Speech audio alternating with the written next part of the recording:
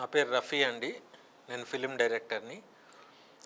అయితే మొన్న గద్దర్ జయంతి నాడు గద్దర్ పేరు మీద నంది జాగలో గద్దర్ అని చెప్పి నంది అవార్డ్స్ ఇద్దామని ముఖ్యమంత్రి గారు ఏదైతే ప్రకటించారో అది చాలా ఆహ్వానదగ్గ విషయము, అభినందనీయం కూడా.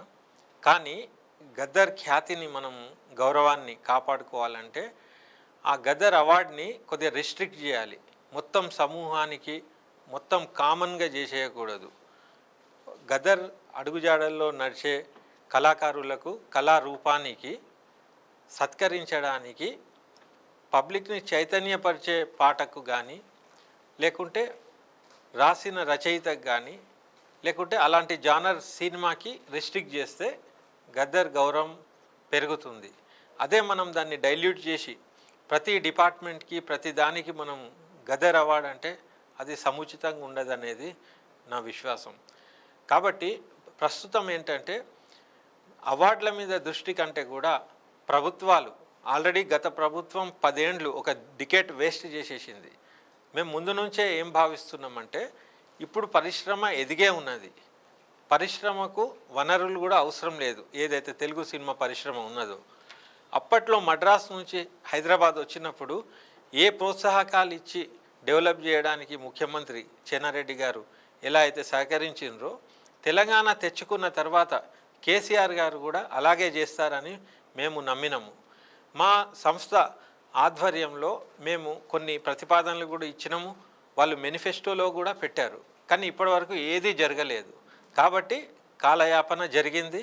ఎంతోమంది కళాకారులు, అట్టడుగున ఉన్న కళాకారులు, గ్రామాల్లో ఉన్న కళా సంపద ఎక్కడికక్కడే పరిమితమైపోయి ఉన్నది. అయితే ముందు నుంచి మేము చెప్పినట్టు ఒక ప్రత్యామ్నాయ సమాంతర Telangana cinema policy, Telangana cinema industry స్థాపిస్తే కింద ఉన్న కళాకారులు, భూమిపుత్రులకు అవకాశాలు దొరికే ఆస్కారం ఉంటుంది. అలాగే నిర్మాణ రంగం వైపు ఇక్కడున్న పారిశ్రామికవేత్తలు నిర్మాణం వైపు రావాలంటే వాళ్ళకు కూడా కొన్ని వర్క్షాప్లు పెట్టించి సినిమా బిజినెస్ గురించి అవగాహన కల్పిస్తే కొన్ని సినిమాలు కూడా నిర్మాణం అవుతాయి.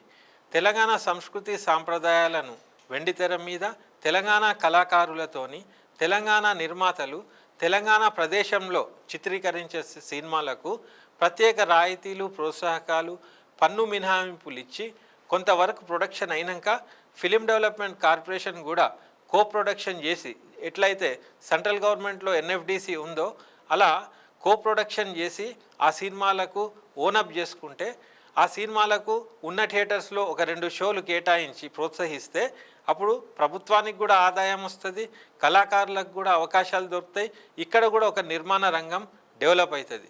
కాబట్టి దానికి తక్షణమే ఒక ఇన్స్టిట్యూటు, ఒక స్కిల్ డెవలప్మెంట్ ప్రోగ్రాము, ఒక నిర్మాణ సంస్థకు ఒక చేయూతనిచ్చే ఎఫ్డిసిని మనము ఇమీడియట్గా దాని మీద ఆ సినిమాటోగ్రఫీ మినిస్ట్రీ ఆధ్వర్యంలో ఒకవేళ ఈ చర్యలు తీసుకొని సమాంతర తెలంగాణ సినిమా పరిశ్రమ స్థాపిస్తే అప్పుడు తెలంగాణకు తెలుగు సినిమా పరిశ్రమ ఉంటుంది, ఈ తెలంగాణ సినిమా పరిశ్రమ ఈ రెండు కూడా ప్యారలల్గా ఎదుగుతాయి, ప్రపంచ ఖ్యాతి దొరుకుతుంది. ఈ తీసిన సినిమాలకు ఇంటర్నేషనల్ ఫిలిం ఫెస్టివల్స్కి కూడా గవర్నమెంటే చొరవ తీసుకొని ఎంట్రీస్ ఇస్తే తెలంగాణ ఖ్యాతి పెరుగుతుంది అనేది ఇదంతా మా విజన్. కాబట్టి ప్రభుత్వం ఇమీడియట్గా దీని గురించి ఆలోచన చేసి ఈ నిర్మాణానికి ఎక్కువ ఖర్చు కూడా కాదు, ఇదొక బిజినెస్ స్కీమ్ లాగా గవర్నమెంట్కే ఆదాయం వచ్చే విధానాలు ఎన్నో ఉన్నాయి మాకు. మేము వాటిని కూడా డ్రాఫ్టింగ్ చేసి గవర్నమెంట్కి అప్పచెప్తాము. తక్షణమే దీని గురించి చర్య తీసుకొని అట్టడుగునున్న కళాకారులకు వెండితెరపైకి వచ్చే మార్గాన్ని సుగమం చేస్తే ఈ గవర్నమెంట్కి ఖ్యాతి, గౌరవం ఎల్లకాలం ఉంటుంది అనేది మా సూచన. కాబట్టి ఇప్పుడు వచ్చిన ప్రభుత్వంపై కళాకారులు, సినిమా రంగం అన్నీ కూడా ఎన్నో ఆశలు పెట్టుకొని ఉన్నది. గత ప్రభుత్వం చేస్తుందని అనుకున్నాం, మేనిఫెస్టోలో పెట్టినప్పుడు చాలా గర్వపడ్డాం.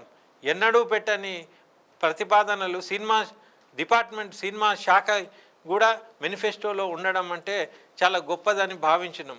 కానీ తర్వాత ఏమైంది, వట్టి ప్రకటనలకే సరిపోయింది గత ప్రభుత్వం. ఇప్పుడు ఈ ప్రభుత్వం చొరవ తీసుకొని తక్షణమే దీని గురించి పని మొదలు పెడితే కాలయాపన కాకుండా ఒక ప్రత్యామ్నాయ ఇండస్ట్రీ స్థాపితమవుతుంది. ఇక్కడ ఉజ్వలంగా కళా సంపదకు ఒక వైభవం ఏర్పడుతుంది. కాబట్టి మా విజ్ఞప్తి గవర్నమెంట్కి ఏంటంటే, మీరు ఇమీడియట్గా ఒక మీటింగ్ కాల్ఫర్ చేయండి, మా లాంటి వాళ్ళ దగ్గర ఇన్పుట్స్ తీసుకోండి, ఇమీడియట్గా దాన్ని అమలు చేస్తే మేమందరం కూడా మీకు కృతజ్ఞతలుగా మిగిలిపోతాం. Thank you.